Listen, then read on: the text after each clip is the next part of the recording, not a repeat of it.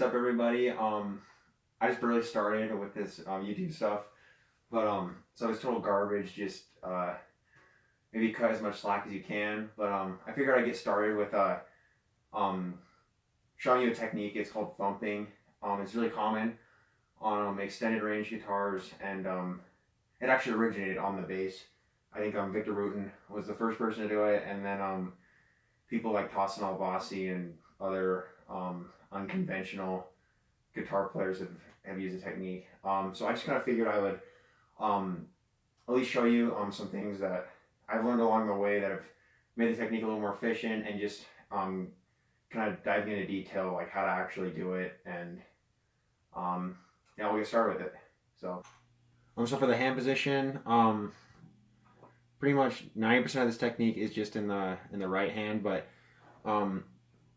really, what I really want to stress is most of the motion is in the forearm, just this twisting motion, and it's not really as much in your thumb, going side to side, and your finger does pluck a little bit, but again, really just imagine the motion just being this kind of rolling, almost a strumming kind of range of motion. So it's like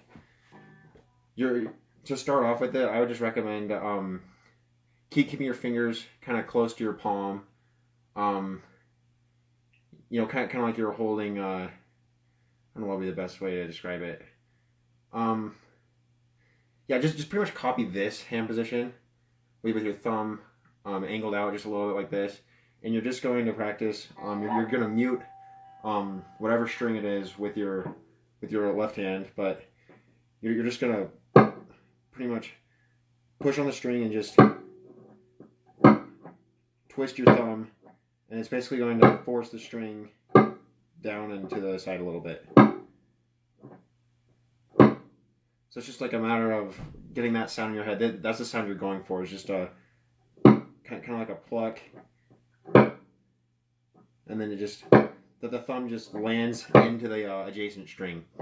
And then once you get that kind of figured out, I'd recommend doing a duplet with it. So you're basically push your thumb into the string, and then you're going to pull it out of the string with the same forearm motion. So you're just going to twist. So an exaggeration of it would be twist and twist it back out. And of course, it's not going to be that big. You're not going to be able to do it at a speed that is going to be useful with this technique. But it's really that's the basic mechanics of it. Is you're just twisting down and twisting up, and it's basically that instead of having your thumb just pushing your thumb in and pulling your thumb out. It's all in the forearm. So I just really want to exaggerate that. Just make sure when you are doing this that it's this motion and not some other creative way of doing it. And then so when you move on to like a triplet, basically all you're doing is you're doing a thumb in the string, twisting thumb out, and then your index finger, you're going to keep the twisting motion going, and you're going to pluck it up.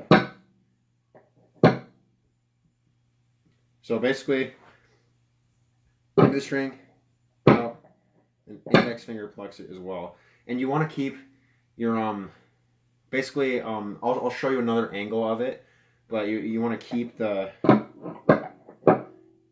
index finger as close as you can to the thumb.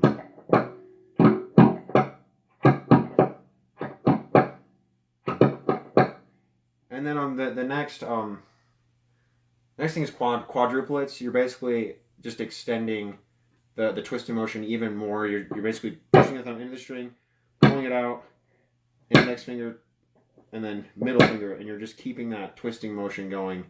And a good goal to have is to have your right hand not move up or down at all. Try and keeping it in the same spot. So I'll do a demonstration of that.